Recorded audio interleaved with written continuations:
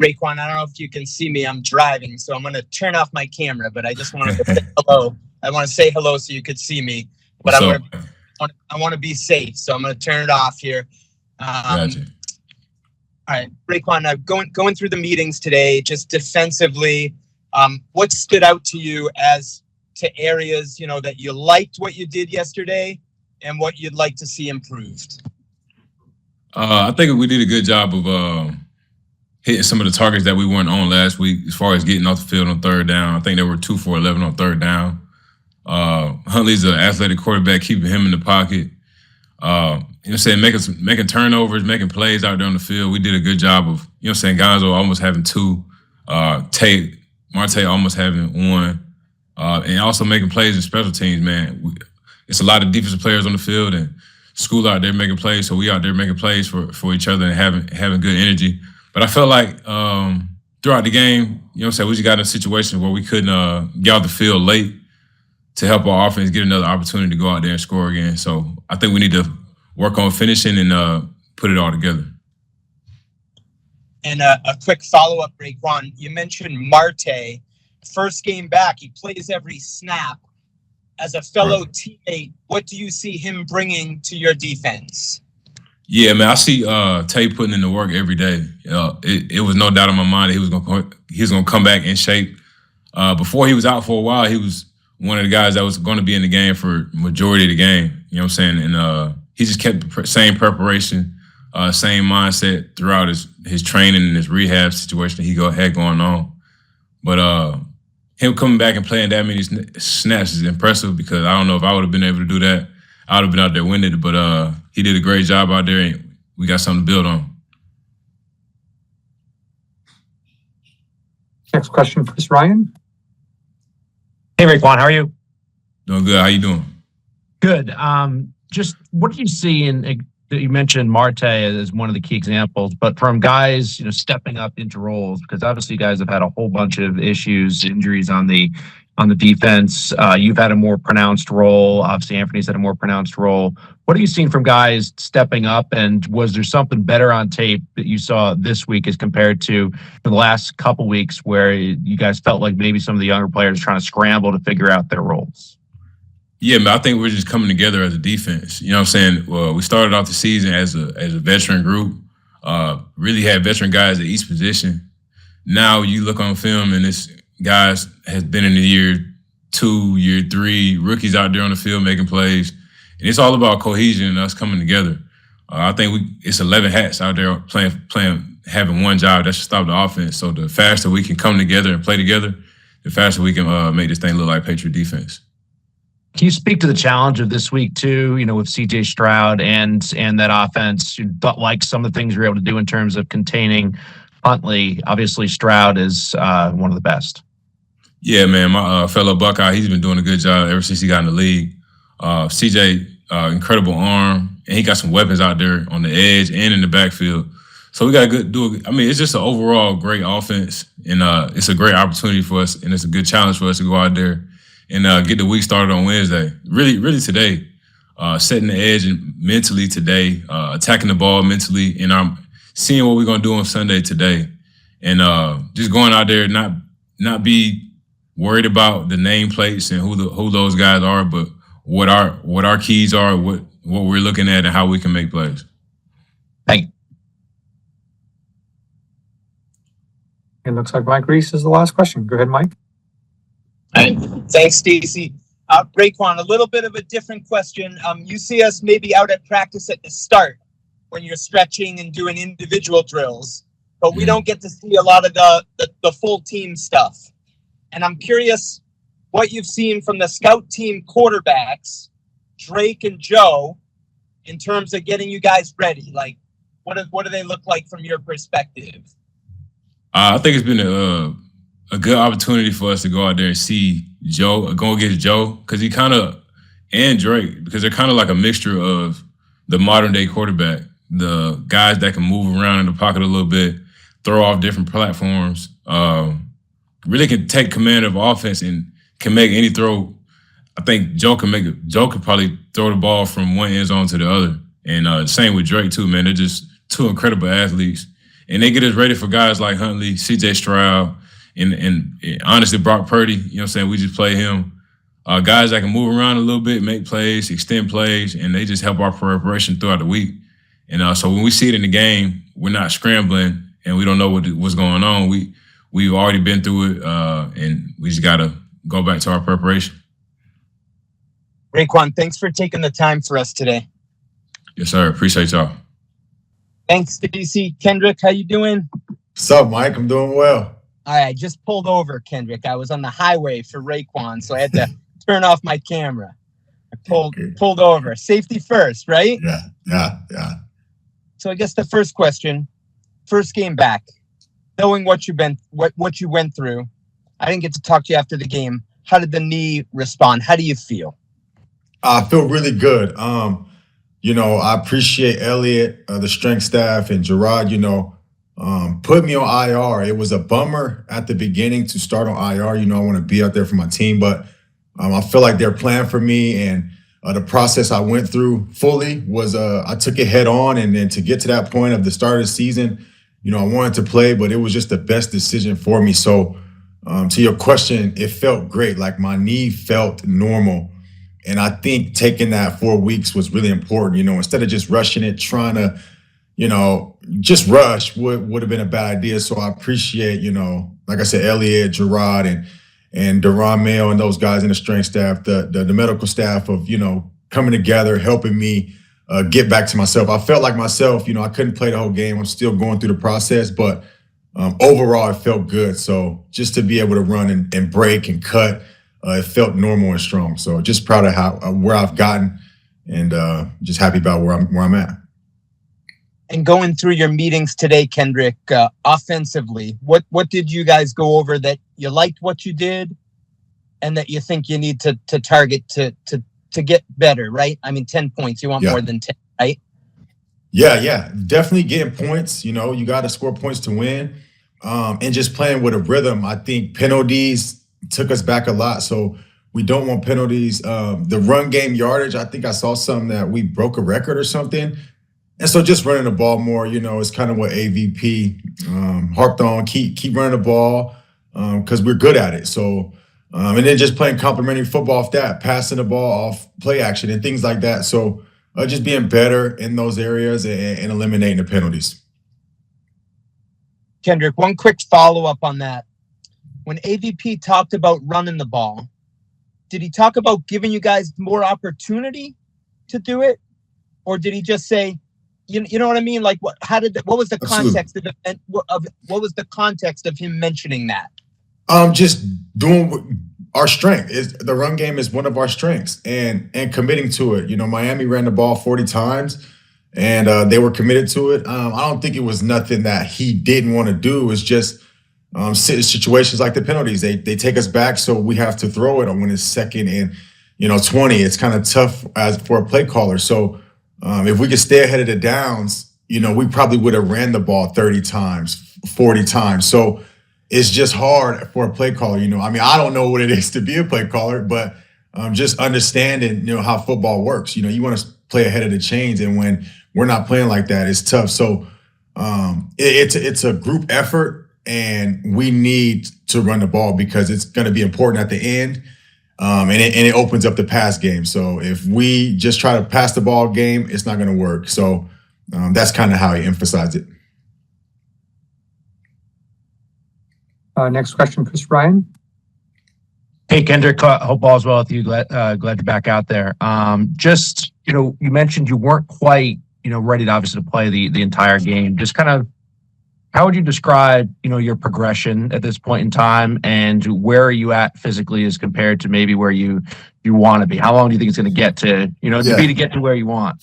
That's a great question. So to my point, like I could play the whole game.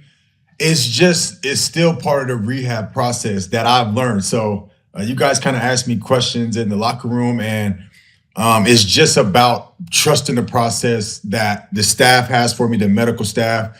They don't want to just throw me out there and play 70 snaps. And, I have to trust the coach's process and how they are planning to, build me back in. So I definitely believe in my mind I could, which it could be dangerous too, because I don't know. So that's just me believing in myself, always want to play full speed.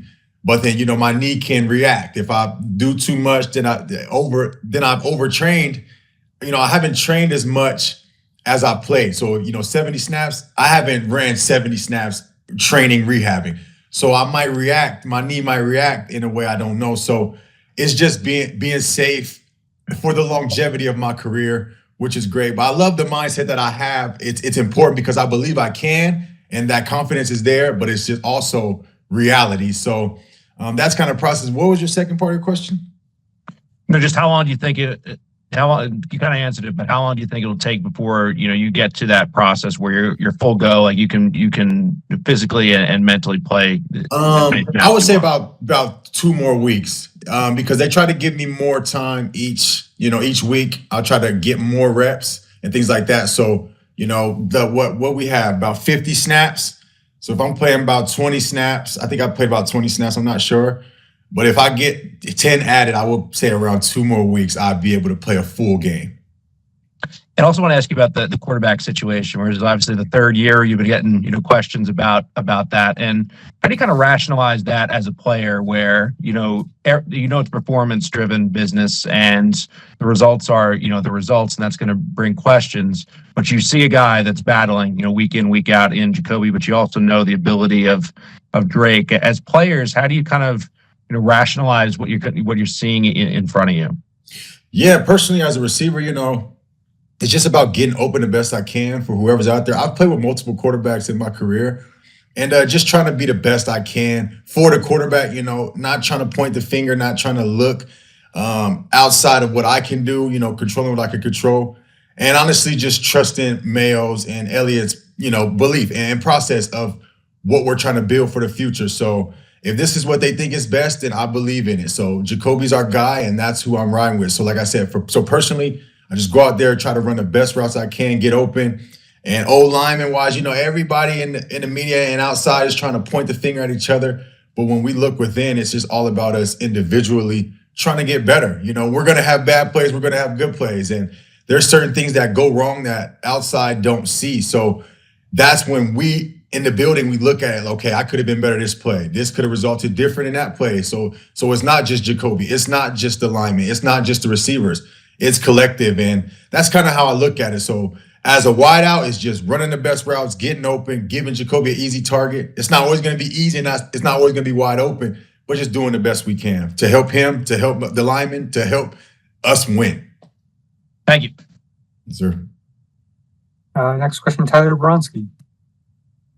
Kendrick, yesterday you talked a little bit about how the injury has really been a test for you on the mental side. How would you describe how you handle adversity now at this point of your career than compared to, say, this happened to you early in your career? How do you think you handle it now?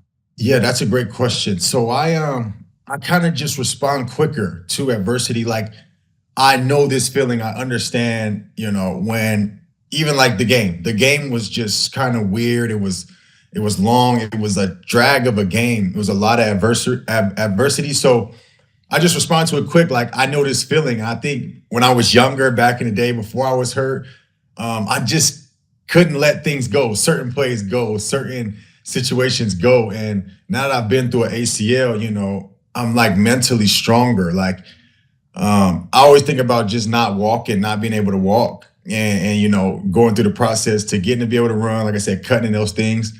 I just think about how hard that was, and I don't think anything really compares. So anybody going through it young, or anybody out there, just remember what you went through, and everything that you go through is to make you stronger. So even these losses that we're dealing with, it's to make us better. So if you are a human being, like I think, I'm trying to learn what I did wrong and where I can get better. So that's what this knee does.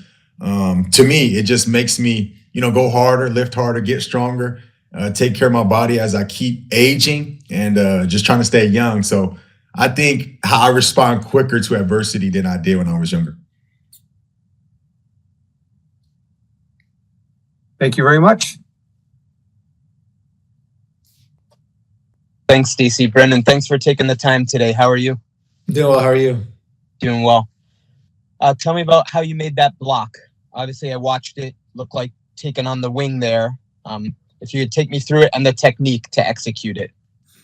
Yeah, I mean, I don't think that block happens without Jermichael Hasty or Del Pettis lining up correctly, how we talked about all week, allowing me to get a short edge on their wing, and then kind of funny the technique. I don't think we've ever practiced that that whole week. We practiced like cross face or reaching out with my right hand when I got to the block point, but watching a bunch of film on Matthew Slater and him actually doing that a couple times on film, I think those were kind of like my mental reps on how to get that left arm across there. If he grabs my shoulder and kind of gives me a little pull, just keep my momentum going and stick that left arm out there. Knowing that the block point was at 10.5 yards, I knew I was kind of around there and got my left arm in there and was able to get a pretty good surface of my hand on that ball and get a block for us. Brenden, as you went through meetings today, special teams wise, what did you guys like what you did yesterday? And what have you identified as areas, you want to clean up to move forward? Yeah, I mean, I think as a whole, we as a special teams whole, we play really hard. And, that's like the first thing that we take pride in is we're going to be the most physical team on the field week in and week out, whether that's on a Wednesday practice or Sunday afternoon playing, in Gillette Stadium or wherever we're at. I think there's a couple of things that we can clean up technique wise that would just make us be a great unit to an elite unit. And so it's back to the drawing board this week. We're gonna get our coaching points and we're gonna move forward and we're gonna get ready for a really good Houston team. Next question, Chris Ryan. Hey, Brenden, thanks for doing this. Just special teams as a whole this year feels like it's been a strength for this team. How would you evaluate the unit through 5 games now? I mean, I think all these guys are playing, extremely hard, and we got Bryce and Joey back there as our kickers who have been elite of recent, and having those guys as kind of like hidden weapons. Coach May always talks about the hidden yards, and with Bryce punting how he's been punting and Joey kicking how he's been kicking, I think those are the hidden yards that don't show up in the stat book, but they help you win. And I talk about to the guys all the time. We are the juice bringers. We create life for our offense or our defense. Whether we're on a return unit, trying to get the ball back to our offense, in great field position, or we're on the unit where we got to kick the ball to the other team and then go pin them down. Whether that's Bryce putting the ball inside the 10 or our our kickoff unit, creating a big tackle, getting our defense juiced up. So we take immense pride in all that kind of stuff. Just trying to help our team in any way we can.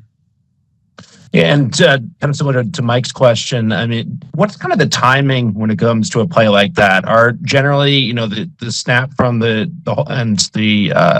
snap and so forth, is that generally the same for each specific instance, or do you know when you're going to have an opportunity based upon a team maybe not snapping as quickly, or if it's a field goal, getting it down as quickly as other teams? How do you determine when opportunity exists to make a play like that?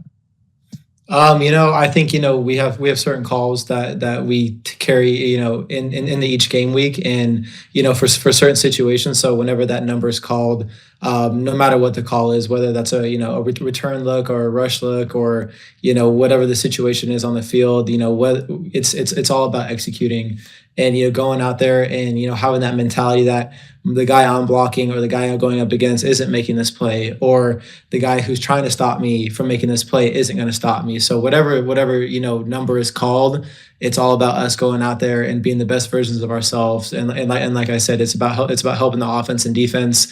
We are a team, and the defense helps us, we help them, and vice versa with the offense. Thank you. And back to Mike Reese. Brenden, just something I was trying to better understand is on the punt return unit.